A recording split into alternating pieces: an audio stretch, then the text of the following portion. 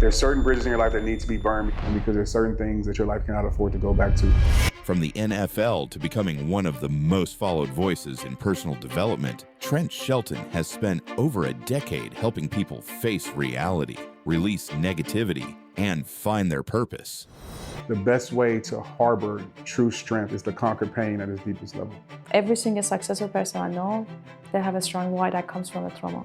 If we have some life trauma, how can we turn our life trauma to mission? So you have to face your reality. What you never face, you'll never fix. The truth is you're not a victim. You've just been victimized. The truth is you're victorious. The truth is you're an incredible human being. That's the truth. So we cannot be in the AI mastermind not asking AI questions. Are you ready for that? Here we go. All right, Yes. Here we go. So what do you think of AI? It's probably gonna be bad for me to say. I think AI is dope. It's brought me so much peace in my life, but also too, I think the main thing for me with AI is it gives me my time back. That's the beautiful part about AI that I think a lot of people are missing. Can I ask you an AI question? Of course. So, is there a tool? That's Oh, the technology wow. we created with AI. Oh wow, yeah, we gotta talk. Yeah. We gotta talk. Yeah. All right, ready, set, go. Hi everyone, it's Atena Pekle. I'm your host today. Welcome to AIpreneur Success Story. Today we have Trent Shelton. Hi Trent. What up, Antenna? How you doing? Thanks for having me. Thanks for being with us today. No problem. Trent just spoke in my mastermind. We are currently in Malibu, as you can see, beautiful background, Malibu, California. It's a little bit chilly outside, so we decided to have the podcast indoor. But yeah, Trent just spoke in front of a lot of the successful entrepreneurs, our client, mastermind client, and there was a lot of the tears happening in the room, a lot of cries. Yeah. Thank you so much for being with us today. Thank you. And just going back to your why again, right? Mhm. When it comes to, you said the story about your friend and what Yeah. happened and it became your why, and then you decided that this is what you're gonna do, gonna help people because you don't want that to happen to anyone else. Right. Also trying at the same time to balance being a dad. Mm-hmm. So, because I'm guilty of that myself, and that question I wanted to ask you is that how would you go between it's got, this is my mission, I want to help people, but at the same time I'm a dad, I need to do some sacrifices because you're a very successful business owner, and for you to help the people, that means you're busy, Right. right? You're running events, you're speaking, and everything that you do. How would you balance it and kind of like having those guilt Mm-hmm. of, does it worth it? Do I put family first? Do I put business first? How would you go about it? Yeah. So you said something that really like triggers something in a good way. So in my book, I actually have a section that says family first question mark. And most people say put your family first, but I always say, that's a great idea. Some people might disagree, but I think you should put yourself first. It's the reason why they tell you to put the oxygen mask on the plane first, to take care of yourself. Mm-hmm. Because if you are in a place where, yes, you're always home and present, but you're not providing, you're gonna have more issues and problems in your family. And so what I do is I give myself the permission to be present, right? So when I'm at home, I'm present. I'm not being pulled every different direction. I'm present with my kids. When I'm at gymnastics, when I'm at football games, I'm literally present. My phone is put away and I'm giving them all my attention.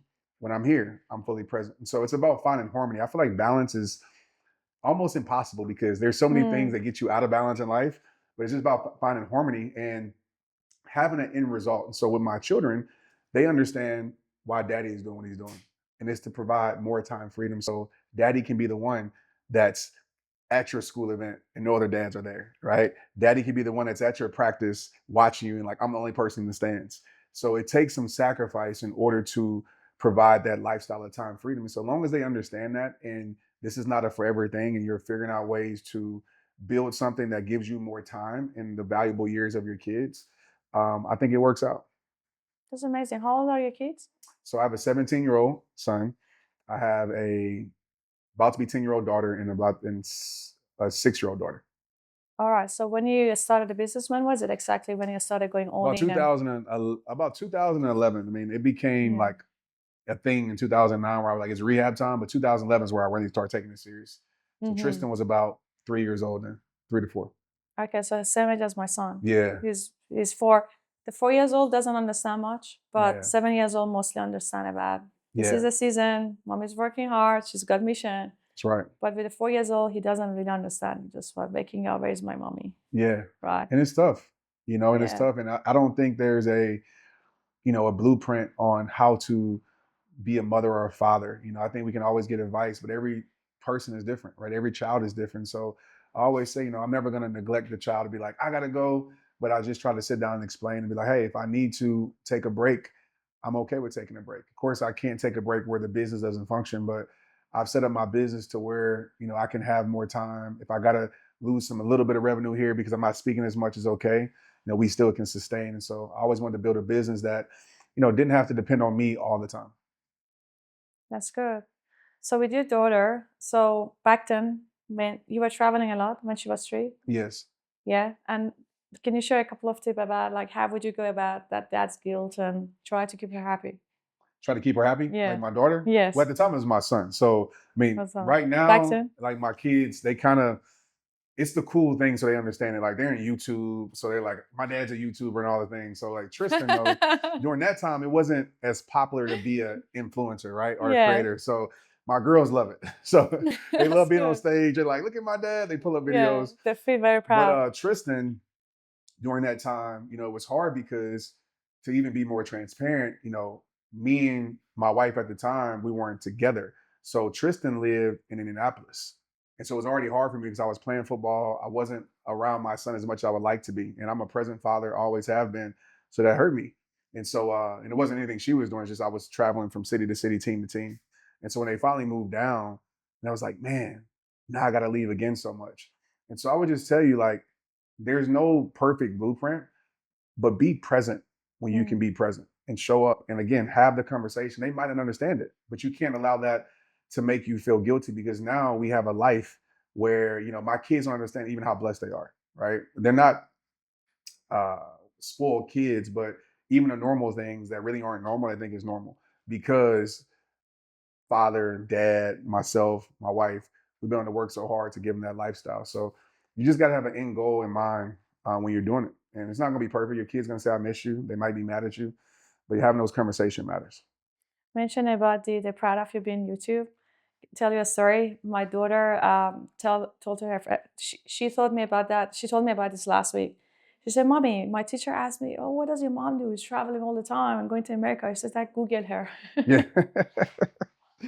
And that moment I was like, what? And now you made it. Right. 100%. Like, Google her. She feels very proud too. And then I was speaking on the stage yesterday and Jenny picked up my phone. She tried to call. She has an iPad. She tried to call whenever she wants. And then Jenny said, Mommy is present. Can I see Mommy? Can I see Mommy? And then Jenny came and showed her, Mommy is present. This is Mommy's client. She feels very proud. Yeah, I think for us, it's just 4 years old. But you know what you're also doing too? Yeah. That's very important is that, as I said, you're being a real model for your kids. Yeah. And so they now know entrepreneurship. She's into it already. 1,000%. Yes. So that's the big payoff that a lot of people don't talk about is like, you're giving them the roadmap on how to bet on yourself and how to build a business. And so that's more valuable, I think, than anything. Yeah, because kids don't learn from being told. They actually learn by watching you what to do. That's right. Yeah, exactly. And tell us a little bit about yourself in terms of your background. So when you were used to play NFL, and why did you leave it? I didn't leave it on purpose. Like, they got rid of me. They fired me. That was actually good. That was one of the rocks that you needed. Yeah, 100%. You need that rock in your life. 100%. Which I didn't understand at the time when I was pissed. But yeah, I'm former athlete background, so played sports my whole life, and then was blessed enough to make it to NFL. So had a terrible career. Got a lot of injuries and played with Washington and Seattle and Indianapolis, and it was the hardest time of my life because it's hard when you're doing everything right and it's still not working out. That's the hardest part. Like, when you're not doing everything right, you're like, okay, at least I know I could do things better and it can work out. When you're doing everything right, and that's what it was, like everything right. And every door is being closed. Like every door. I can tell so many stories about me getting cut and fired, like in the worst way. I have one really quick where I was in Dallas, they had just cut me. So I'm in Dallas eating. This is how the NFL works. They call my agent. My agent said, hey, Seattle wants to bring you back. I'm like, really? I was like, cool. I was like, well, Dallas and Fort Worth, which you've been there, it's like 45-minute difference. So I'm living in Fort Worth. They're like, I was like, can I go back tomorrow? And they're like, nah, get on the plane. They have a late night flight at 10.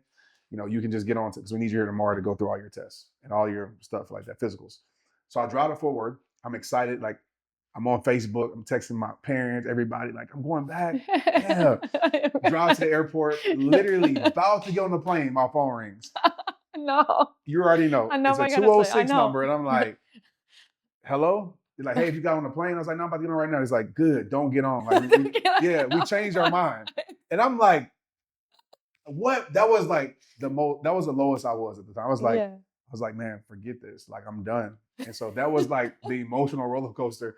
But as you said earlier, like it was all necessary to lead me to what I do today. If it wasn't for me failing at sports, Mm. I wouldn't be able to be successful what I do today. Because I guarantee you, if I would have been successful as an athlete, I wouldn't be doing what I'm doing today. Everything happens for a reason. Yep. Exactly. So what would love to teach about our audience that a lot of us, something happens in our life and we kind of say, why did it happen to me? Yeah. Right. And I know that you had a story of the Maya with the rock hitting her head. Sorry about that, by the way. At the time, you kind of thought, why me? What did I do wrong? I'm helping people, right? At the time, you couldn't see the other side of it. That happened for a reason. There's something positive behind it. What would be the lesson to everyone else? Because a lot of us in life going through the things that currently doesn't make sense. Yeah. It seems very negative, but then later on, we realize that happened for a reason. And what would you say to everyone that look at every hardship that comes in their life as a blessing and knowing that it happened for a reason? Yeah, if you look at everything in your life that's helped you, I always say the greatest blessings come wrapped in the ugliest packages, right? I'm a guy that on Christmas, my gift wrapping sucks. It's terrible. Like it's tape everywhere. I'm just like, as long as it's covered. As long as it's covered. But That would do. the gifts are It's- really good, it's right? My great. kids love the gifts. And so life is like that, right? It kind of gives you the best gifts that sometimes wrapped in the wrong packages, right? It could be a failed relationship, a failed business. And so I would tell you, like, don't try to understand it. I think sometimes we work so hard to try to understand Try why to is this digest happening to why me. it happened. We're You gotta looking just for why. trust and know that there's a purpose for it, even though you don't even understand it. Because what I feel like life works beyond logic. Your logical mind is trying to figure it out, solve the problem, but you just got to trust the path. And progression is an ugly road that I've realized that leads to a beautiful place. And so in my life, I've realized that if you just accept and say thank you, because it's actually building what you need, right? Growth sucks, but in order to grow, you got to go through growing pains. And none of us Exactly. want that, right? It's like, Yeah. I want to grow, I want a better business. And then when life gives you what you need to learn to get to that point, you complain about it. Just start saying thank you. And I feel like that gives you the freedom to operate from a place of not identity, but information. So, like, what is this trying to teach me? What is this going to teach me? It's a better way to put it. What is this going to show me? And you can determine that answer. So that's helped me all the time. Like when I'm going through the hardest time, like, what does this mean? What is this going to mean? I say, this is mean that I'm going to grow. I'm going to learn. I'm going to, get what's meant for my life, even though I lost this. And that's really helped me. I love it. Yeah. Great. Yeah. So everything happens for a reason. Do not try to digest it too much. Even if you don't Why it understand the happened? reason. Exactly. Yep. And I love the example that you said about the gift. Yeah. That's Don't judge the book by the cover. You Yes. never do it. Some of the No, never best do it. gifts come wrapped in the worst packages. Just a bit of vulnerable question. Yep. Do you think that happened to your friend for you to change millions of people's life? Do you think that meant to happen for that reason? Sorry, it might be a little bit of sensitive question. No, you're fine. It's hard for me to believe that it happened for me. It was allowed to happen for whatever reason. And I'm not sure of that reason. But what I do know is what you do with the situation, whether that situation was for you or a situation that had nothing to do with you, is what you do with that situation that matters. And so I chose to honor his life, even though if you ask me would I want him alive right now, yeah. Like I'll trade this all back for him to be alive. But on the flip side, he's more alive in my life than he's ever been because he's helped me reach millions of lives through his story and just the inspiration that he's given me. So it's hard for me to say if it happened for me. I think selfishly, I don't think it was for me, but it was allowed to happen. And I'm just glad that I was able to honor his life by showing up and helping the world know that, you matter. Amazing. Thanks for sharing. No problem. You did mention something earlier today that don't try to be victim. So all of us gone through a lot in life, You right? said don't try to be what? What did I say? Victim. Okay, victim. Yeah, Yeah. yeah. We gone through a lot in the life, and don't try to victim say, oh, my mom didn't love me, my parents did that to me, my business partner did that to me, right? Yeah. And how would you say about, if there's one takeaway everyone gonna walk away with, that would be, if we have some life trauma, how can we turn our life trauma to mission and to purpose? Because sometimes it sounds hard. Some people do it, but a lot of people struggle with feeling that victim mentality Yeah. and constantly repeat themselves about why this happened to me, why this happened, sucks, my life sucks. How could everyone get over that victim mentality cycle, move on, and turn that trauma to purpose? Yeah, if I was to give a framework, it would be reality, release, repair. So you have to face your reality. What you never face, you'll never fix. You'll never win your war by running from your battle. And the reason why victimhood feels so good is because we get empathy and sympathy from our sad story. Exactly. But our sad story becomes an obsession, and we never actually change our story by turning the page. And so you're going to live like that for the rest of your life. And that what was sent to build you, you are now allowing it to become you. So you got to face that reality. It happened to me, right? Okay, what is this going to teach me? The second part is release. And the best way I can put this is there's certain bridges in your life you need to burn. I know people say don't burn bridges. I kind of disagree with that in a certain extent. There's certain bridges in your life that need to be burned because there's certain things that your life cannot afford to go back to. So maybe it's this identity, this sad story. So many people are addicted to their sad story. In my inbox, it's always this happened to me and why. I'm like, man, it's true, but it's not your truth. Your truth is you're not a victim. You've just been victimized. The truth is you're victorious. The truth is you're more than a conqueror. The truth is you're an incredible human being. That's the truth. So you got to release that mindset, release those habits, release that sad story, burn every bridge that leads your life back to pain, that leads your life back to sympathy, and build bridges that lead your life to growth, change. And last but not least is repair. So once you release something, there's a void. So you got to repair. And I always say the best way to harbor true strength is to conquer pain at its deepest level. So a lot of that victim mentality, a lot of it is generational. A lot of it is passed down. We might have seen this. We're models. We model what we see, especially as kids. That's why as parents, it is so important to teach your kids vulnerability, to teach your kids it's okay not to be okay, but it's not okay to stay that way. And so where does that come from? Release it, right? Repair it and give your life what it needs, whether it's a mentorship, whether it's healing modalities, whether it's a purpose, because that's how you truly change your life. And so that's my rehab process. So rehab time is putting strength back into a weakness. So you got to rehab your life by getting down to the root issue. So there's actually technique about how to get over it. That's how I did it, you know? So yes, that's sure. super, super important. I can relate so much. I always say that if you have some life trauma, let's say that you've been in an abusive family, right? Maybe being very nice to your kids. So that become your why you want to be different. Yeah. Or your parents used to be alcoholic, whatever. Don't drink alcohol. That's right. Let that to be the better, but you be a better person and attend it to purpose and go help other people to do it. You had an abusive husband, help other female or woman not to be in an abusive relationship. Yeah. And every single successful person I know, they have a strong why that comes from a trauma. They had some sort of trauma. Like even Tony Robbins talked about it, that he didn't have food. They didn't have money to.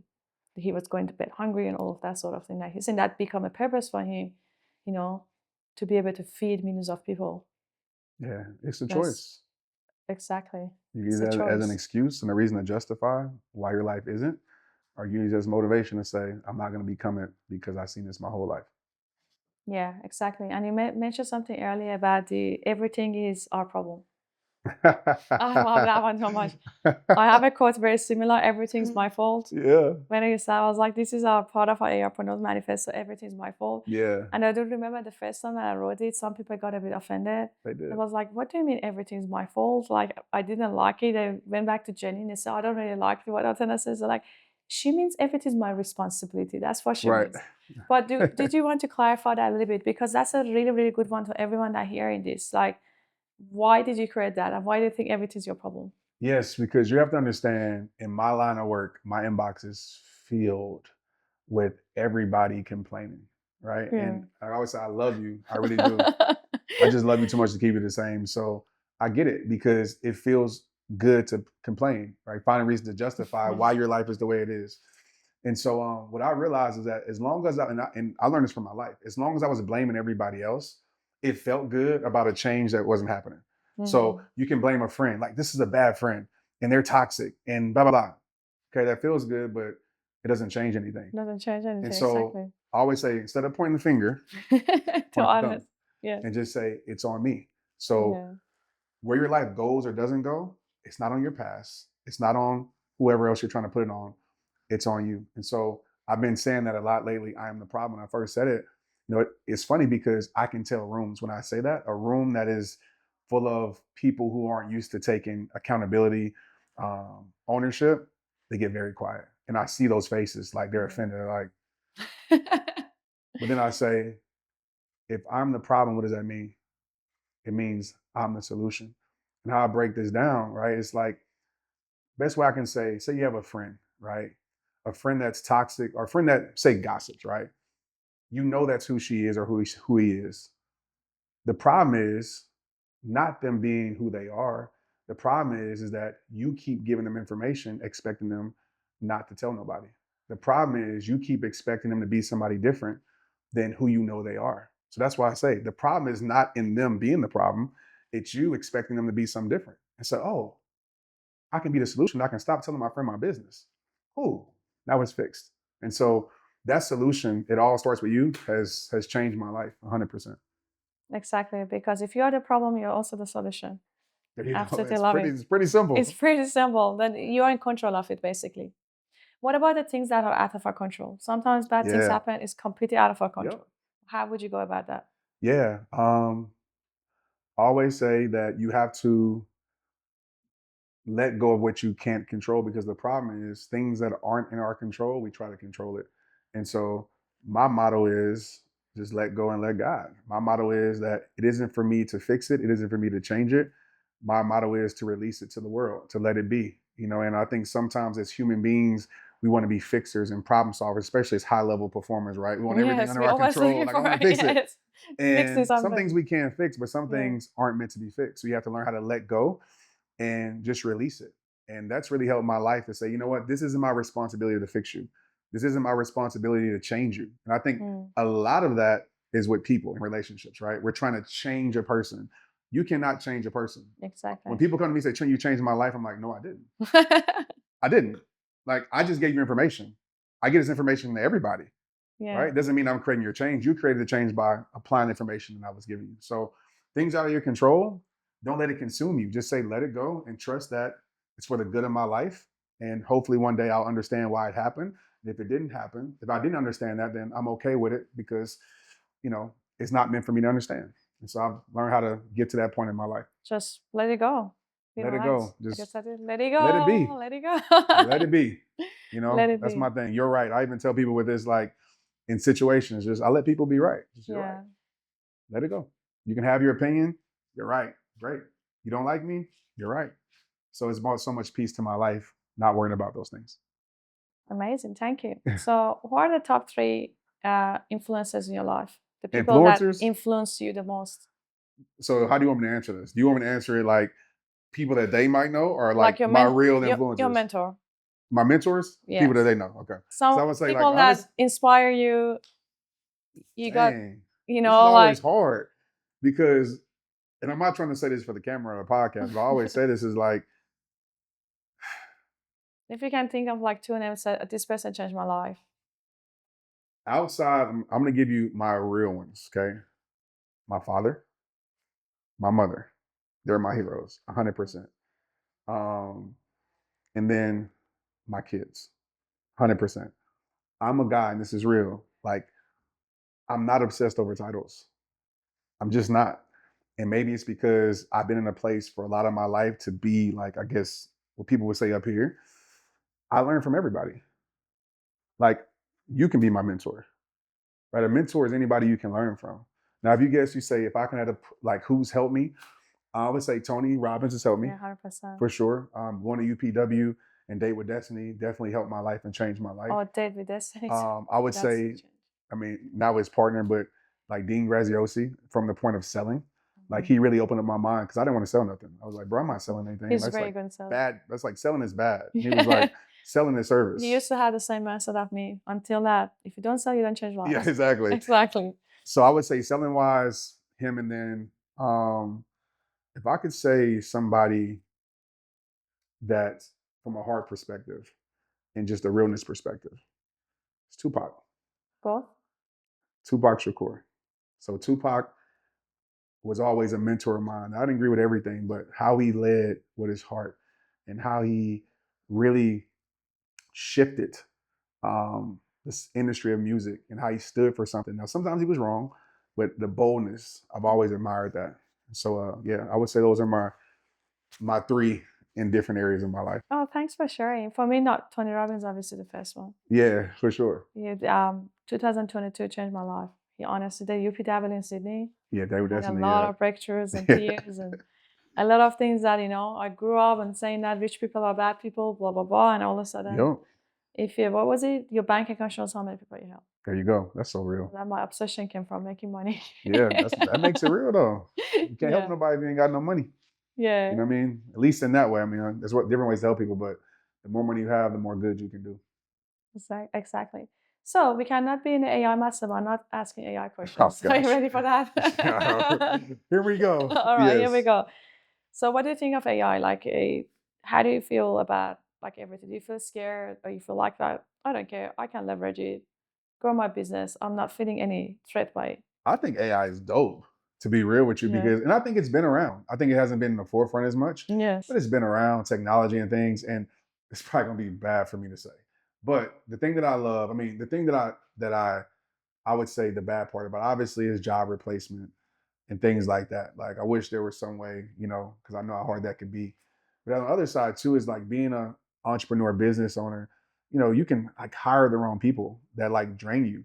You got to deal with personalities, and with AI, what I mean, they have no Yes. emotions. It's like do I the know, I have job, no and emotion. go. So No BS. so I'm gonna keep it real. Like for me, Yeah. it's brought me so much peace in my life because there's no emotional baggage tied to that. Now I still think Yeah. you need humans, right, to be able to you know run certain things. But also, too, I think the main thing for me with AI is it gives me my time back.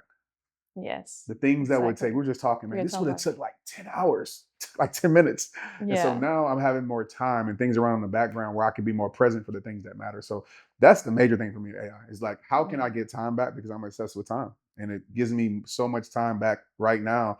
And no being here with you and building our relationship, I'm going to even get more time. So I'm going to learn from the master herself. But that's the beautiful part about AI that I think a lot of people are missing, just the time freedom that it gives you back. Yeah. Exactly. If you leverage AI, of course. If you Yeah. don't, then you gotta feel like, Right. oh my gosh. Right now, Dana says we're teaching about how to build AI employees with Claude. So that's very cool.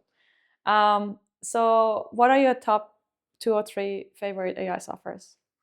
So what I currently use is Claude. Yes, that's my number 1 too. Yeah, Claude. So Claude is good. I love music. So I use Sono Music. Yes, So yes, I know. I That's even created a good songs on one. there. I created a song for my mom's birthday. Yeah, so I Praise love God. that because music is my heart. And then I like Gemini too. I feel like for research and deep dives, it does well for me too there. So those are probably my 3.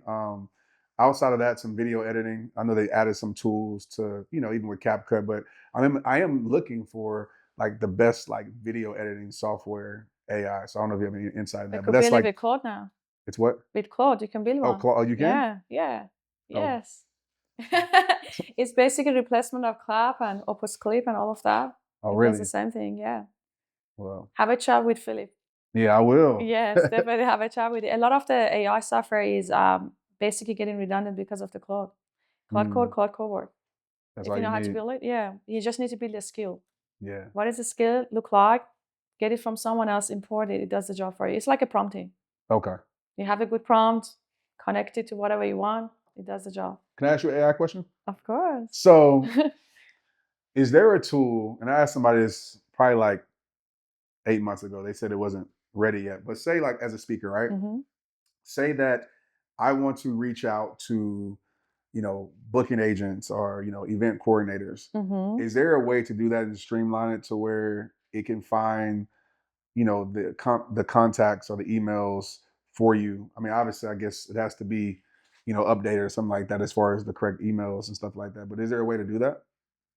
So our software does that to some extent. The other way around though. So if you're a business owner, you Yeah. want to capture the people that are looking for a particular keyword, you can actually set up the campaign.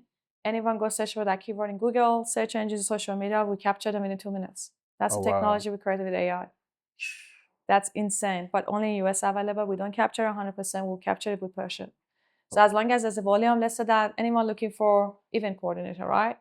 And you go to Google and search for event coordinator in Dallas, and then Yeah. if they use our technology, they're able to capture that. Oh, wow. And they know who you are, Yeah. your email address, your phone number, your full name, your credit score, your home address. There's not much privacy, but completely legal in the US. Wow. So Well, that's the technology we basically created. It came in the back of the whole idea that even though, because we had the marketing tools first, the marketing tools does amazing copywriting, everything, but it still there's a problem with these Google AdWords and Facebook. Why? Because they charge based on the click and impression, and a lot of the people are not ready to buy. And I was like, what about if we create a technology that we could capture the people that are actually searching for something, so we know they have the high intent, and make it much cheaper, 90 cents, versus that you pay $5 per click. oh, wow. That's what we did. That's why we ended up becoming the US leading So y'all got AI that. lead generation. We got to talk. Yes, We got to talk. yes, Yeah. 100%. That's really great. We have all Because that's a so many big part of my plans. business that Yeah. I've never really had to dive into as far as just with ads. We have so Mhm. much organic, but like we have an event, like my annual event that's coming up in September in New York. Mhm. And I really want to strategically, use ads. That's always been my thing. Like hiring Yeah. somebody and then it don't go around. Like, man, I need like a AR software that's guaranteed, that's proven. So yeah, that's definitely like a place Yeah, where I'm we have a thinking. lot of stories, so it is definitely a proven model. The best that you can leverage that, you create the campaigns, then you integrate with Meta because we have complete API driven. Philip can look after you about all of that. Yeah. Integrate with Meta and create a retargeting campaign and lookalike audience. Oh, You wow. get a lot higher ROI than going down the path of the normal Right. retargeting on Facebook. Yeah. I think here we go. We have a solution for you. We meant to met. Yeah. Yeah. I think that's for what I think your question was more about if you're looking for event organizers yourself. Is that what you were asking? Yeah. Okay. I guess Like it's a have you search tool. yeah. Have you ever tried actually ChatGPT? Because that gives you that data. I That's used to very ask in simple. chat. Oh yeah, Yeah. LLM. Just go to Yeah, no, ChatGPT. I've had You it, have and it? it's given me pretty good ones, and I guess too, even taking it a step further, is it a way to say like I guess a prompt, right? Where would it be, you find this email and you find the email and it emails for you. Is it able to do that in the Oh, background to where? you can create it with the Claude. So Claude, if you need to create a skill, I can honestly give it to you. So you can go use it from tomorrow. We're teaching it right now about that. So you you connect it with Gmail and you have a skill. You train it about what it wants to do. Go and check my emails. If the email has this and that, reply on my behalf, whatever you want to do. And then it does it on your behalf. And Oh, it can really? completely manage your Gmail. So it's basically a personal assistant manager Gmail. However, I don't recommend that to allow Claude to write email on your behalf. Right, because yeah. Unless you build a confidence, because that could become tricky. We tried that in the past that all of a sudden it sent something to someone that it shouldn't Right. have. So you have to be very careful of how you set it up, have the guardrails. But once you build a confidence, you can have that. Gotcha. As I said, like with the Claude, you can literally integrate it with anything. Slack, with Zoom, with your Gmail, anything that you will think of. With Canva, and then you just create a skill, give it some order, it does it for you. Create me a flyer in Canva that does this and that. Boom. You don't need to go to Canva login anymore. Or for example, like Candice right now is teaching about how we do our sales report. We connect it with the Slack. What we say is that, okay, and also it's connected to we have a Slack channel that's for the ringable or sales report or whatever. And then we go and say the call, go and read the reports, go put in the GHL. You can actually plug into GHL to add the notes to go high level based on that, move it into the pipeline by voice. And you install a Whisper Flow. Whisper Flow just does everything with voice. Maybe we need to go downstairs. That's gonna work. Wow. There's a lot you could do with it, definitely. Just have a chat with our team, see what you exactly want to do. And we can build something with Claude and give you some skills that if you already you have over 100 skills. Yeah. Okay, there are a lot of things. Wow. But it's exciting, right? Yeah, 100%. It's exciting. 100%. Yeah, it blows my mind. That's why I don't really, and I'm not trying to shame anybody, but I don't see how people don't realize how this can help you if you use the system and tool right. Exactly. And I mean, the code work and code are there, but some people don't know how to use it because it's about the training behind it. The training is basically your SOP. If you Right. don't train it properly, it doesn't do the job properly. Right. That makes sense. It's like a prompt. If you have a right prompt, what does it? ChatGPT, garbage in, garbage out. You have a right prompt, you get a good output. Oh wow. Yeah, just very much similar. But yeah, we are very excited about what's possible Yeah. with AI. It's just insane. So we're trying to bring the code, like we have the code in our software, but not the connectors yet. The connectors that can actually integrate it. Right. This is our roadmap. We're gonna launch very soon, and once we launch it, boom. You don't even need to use the code. There's no taking everything pre-built, all of the skills pre-built there. You click on the bottom, it's already integrated, boom. Everything's already done. You don't even need to do anything. That's basically what the goal is. It's amazing. Exciting time. So Trent, so to wrap it up, how does the future look like for you in terms of your goals and mission? Let's say in the next 5-10 years, what would you love to achieve? I know it's a hard question. And in terms of like your tangible goals, not I want to be successful, you already are, right? Everyone knows that. But what is that tangible goal that you're working towards and why? Wow. This is a hard question to answer because I'll tell you why. When I say this, I don't want people to take it out of context. Of course, I think 5 to 10 years, but I'm not always obsessive over 5 to 10 years. Like I'm more obsessive over 5 to 10 months. And the reason being is because so many things change in life in that time frame. Like you would ask me 10 years ago, would my mother be alive? I'd be like, yes. So things change so much. But for me, I know this seems like a very simplistic answer, but it's true. It's just figuring out more ways to help more hearts and get my message to people who need it. Because I know my message is needed in this world. I know there's people who have no idea who I am. And so, of course, we want to grow. It's called the Self-Worth Institute. So that is our online platform. Eventually, maybe it'd be physical locations, but it's really to teach people and help people understand that self-worth, mastery is everything in your life. I want people to be whole. I want people to be fulfilled, no matter where they're at in life, rock bottom or mountaintop. I want people to really love their life and appreciate their life and focus on the things that matter. So it starts at the level of self-worth. And so that's what I'm fighting for. I want business owners, companies to be okay with bringing somebody in that talks about self-worth. So I appreciate you for bringing me in to be able to talk about that because I believe that is the foundation for life. And once you understand that from a structural place and you're happy here and you're at peace here, man, like sky's the limit of what you can achieve. So we're trying to help rehab the world with self-worth. Well, would love to be part of your mission. Let's So do my it. mission is to help people with marketing so that more people can find about your product services so more lives can be changed. That's our goal. I appreciate you. Yeah, thank you so much. No problem.